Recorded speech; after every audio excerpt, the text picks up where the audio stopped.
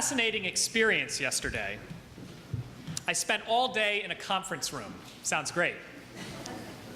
I was interviewing people who are discerning whether God is calling them to become priests in the Episcopal Church. I've never done this before, and it was really interesting to hear people reflect on their faith journeys and on how their relationships with God have grown and changed over the years and the phases of their lives. I'm probably giving Rachel seizures right now because she's been going through this ordination process for the last 4 years and has been on the other side of that table too many times.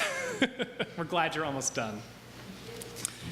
This reminded me of my own weekend of interviews about 11 years ago. I was very nervous, and in particular, there was one question that when they asked it, I just thought I should pack up and go home. Here was the question. Is your relationship with Jesus more like Paul on the road to Damascus or like the disciples on the road to Emmaus? I said I knew about 3 words in that sentence.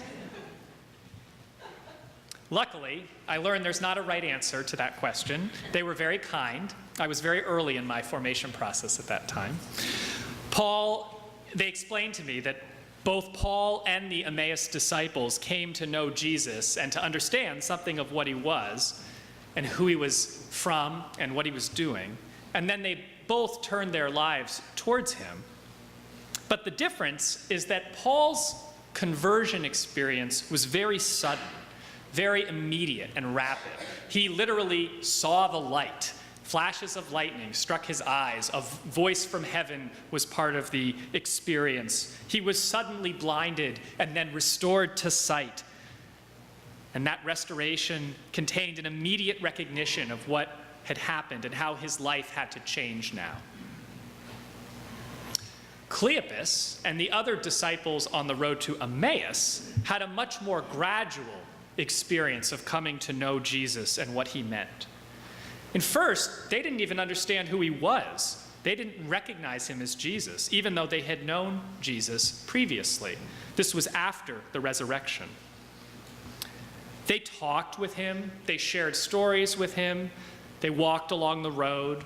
They invited Jesus to stay with them in their house, and they learned more from him.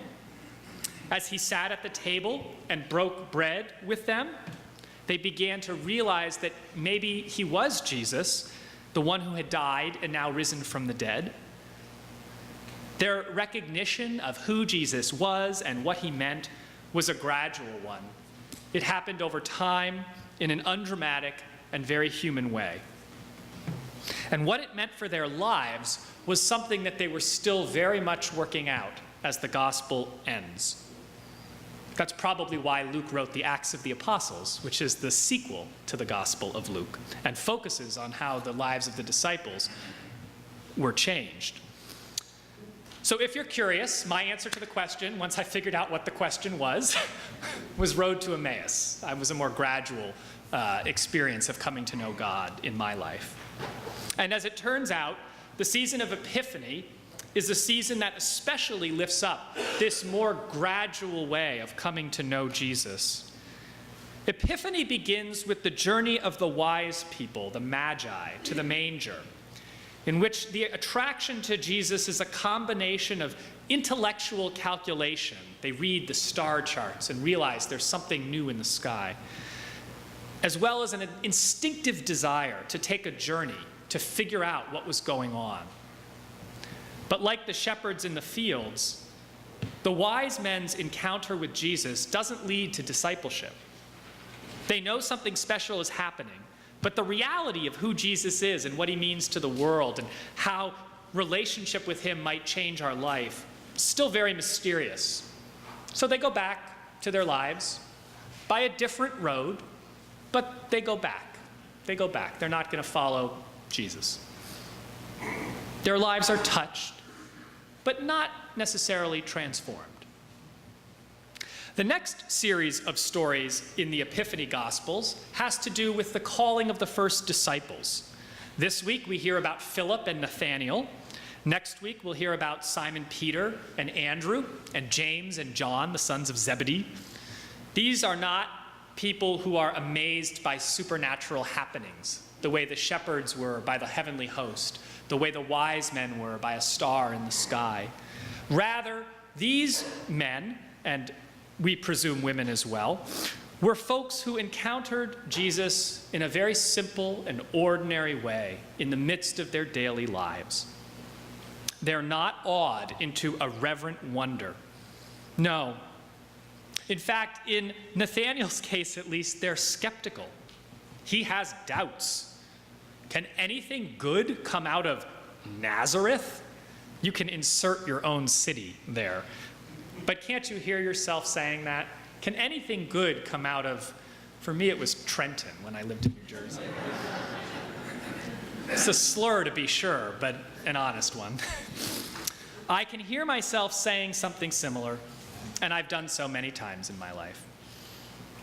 But neither Philip nor Jesus gets defensive or standoffish with Nathanael when he expresses his doubts. Rather, they take his skepticism as a sign of thoughtfulness, honesty, and high personal integrity.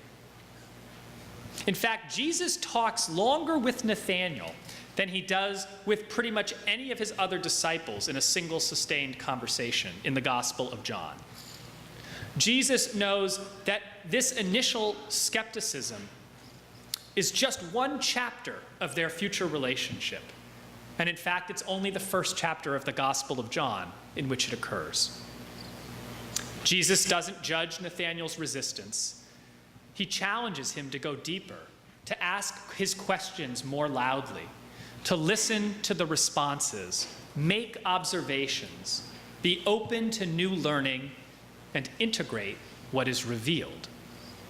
And Nathanael accepts this challenge. And then, we never hear about Nathanael again.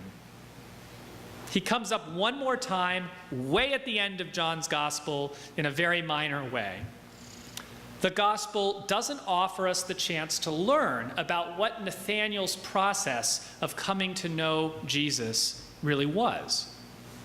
It doesn't tell us about what I imagine is a difficult time of observing, testing, analyzing, rethinking, changing paradigms in his mind, softening his heart. But I'm convinced those things happened for Nathanael because they happened for me in my own journey. I wasn't always someone who turned to Jesus for inspiration, hope, guidance, or support. In fact, my sister's here today. She can tell you. And I certainly wasn't somebody who always turned to the community of the church for those things, for welcome, for comfort, for strength. My journey was a much longer one that happened over time through participation with many different communities of the church. I had to show up. I had to form relationships. I had to let myself be cared for by members of churches. I had to disagree with a lot of sermons. I had to engage in mission, ponder nuggets of wisdom. I had to sing a lot of hymns, find some mentors, and very slowly develop a real life of prayer. That's how I came to my own personal friendship with Jesus. And it took over a decade. But that's how my own epiphany occurred. This season of Epiphany continues with more and more stories about how initial encounters with Jesus invite us into the process of becoming his disciples. It can begin with immediate acceptance. We'll hear next week stories of disciples who see Jesus walking down the road and they just stop what they're doing and say, okay, I'm your guy. But more often, I think, it begins with curiosity, skepticism, and doubt. You know, Jesus can work with all of this over time if we are willing to work with him and to hang in there when things get challenging. In fact, the more closely we read the Gospels, the more we come to see that the welcoming of Jesus' initial call to his disciples, the comfort and the strengthening that he offers them in their journey, is always integrated with times of challenge. The challenges the disciples face in their journey with Jesus may get more serious as their adventures develop, but they're present even from these first stories about Jesus in the Galilee. For followers of Jesus, challenge is woven in to the welcome, comfort, and strength that they find among each other. Sometimes the challenge will come from another person. Sometimes it comes from external circumstances that are just beyond our control, the things that happen to us in life that we cannot determine. Either way, the challenges that come up in a life of faith are meant to teach us things, to be occasions for our own growth, and something we should never be ashamed or embarrassed about. They're just as important a part of our life as welcome, comfort, and strength. So those of you who are St. Paul's regulars can probably guess where I'm going with this. Beginning next week, we're going to add a word to the collect for St. Paul's. We will pray that God will help us to become a community of welcome, comfort, challenge, and strength. I initially mentioned this in a newsletter article a year ago, and the vestry and I have been pondering this since that time.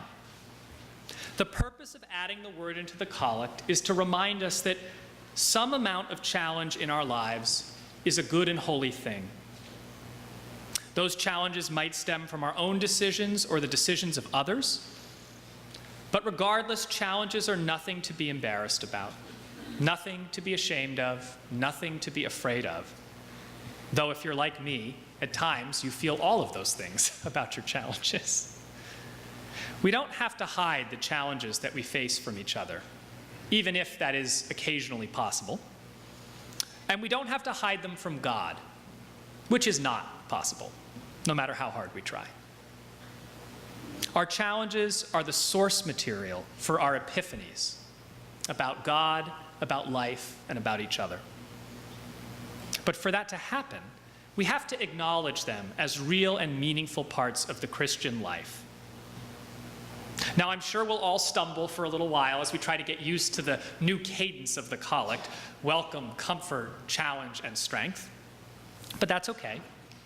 The stumbling will call our attention to it and invite us to begin reflecting on how the church can be that place for us, where we can just be with our challenges, acknowledge them, offer them up to God, and perhaps begin to see them as a part of our ever-deepening journey of faith, rather than something that pulls us away from our journey of faith, but something that pulls us deeper into that journey. The challenges in our lives are opportunities for God to break in a new way. This does not mean that God causes them, simply that God uses them when they occur. For that use to work, we must not deny nor rush to solve the challenge. As the church, our call is to sustain each other in times of challenge, reminding each other along the way that challenges can be the gateway to new insight, deeper faith, and a transformed life. Perhaps even an epiphany or two.